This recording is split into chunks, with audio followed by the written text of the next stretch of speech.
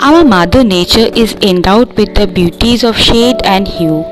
It is amazing to watch the changing seasonal shades. Spring is the most colorful season in India.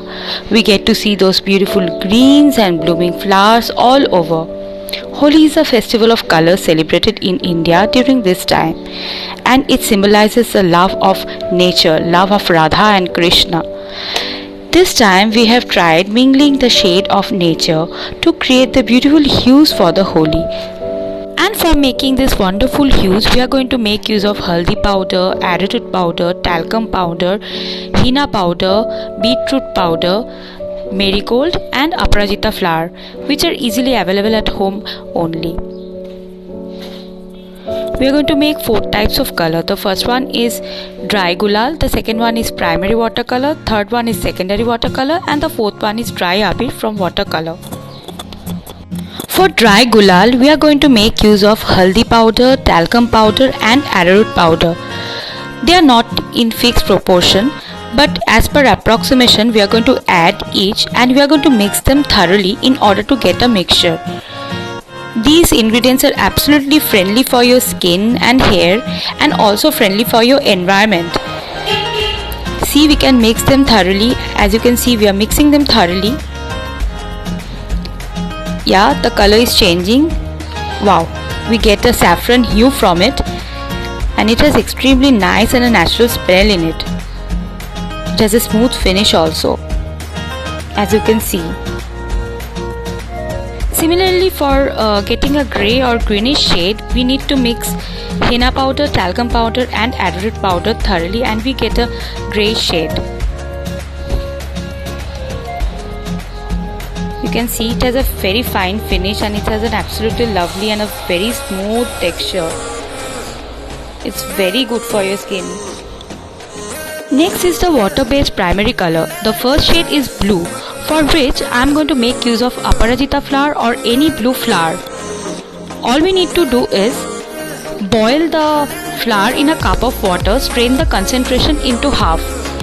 We can see the color is going to leach out and we are going to get a good nice shade of blue.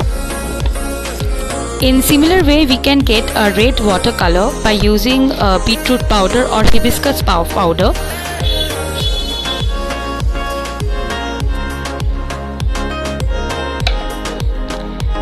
We can get a golden or yellowish color from marigold.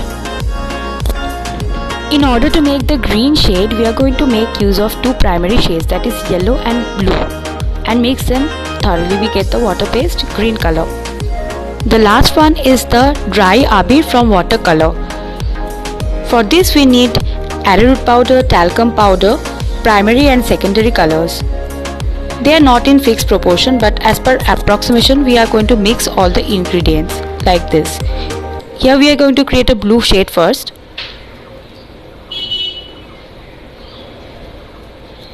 Next a yellow shade, green shade similarly, and see, we have created such beautiful colors, that is red also.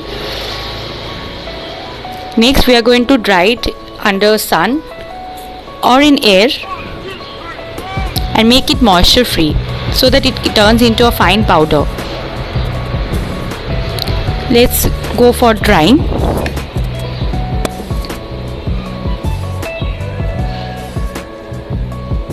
We are going to take flat plates like this and we are going to dry them in air or under sun.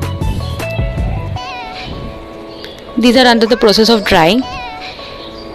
You take flat plates so that it easily gets moisture free and the moisture gets evaporated from the surface actually.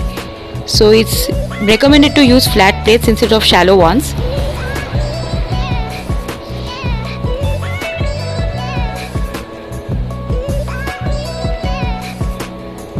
These are wet colors and we are eagerly kept them for drying. You can see the shades. Yes, where they are dry. The very next day we can see they are dry, and next we are going to scrap out the solid colors and then finely ground him. Here we are going to make use of manual grinding method or Hammam-Dista in order to make a fine powder. As you can see, we are grinding the grey shade color, the red one. Yes, and my abir is ready.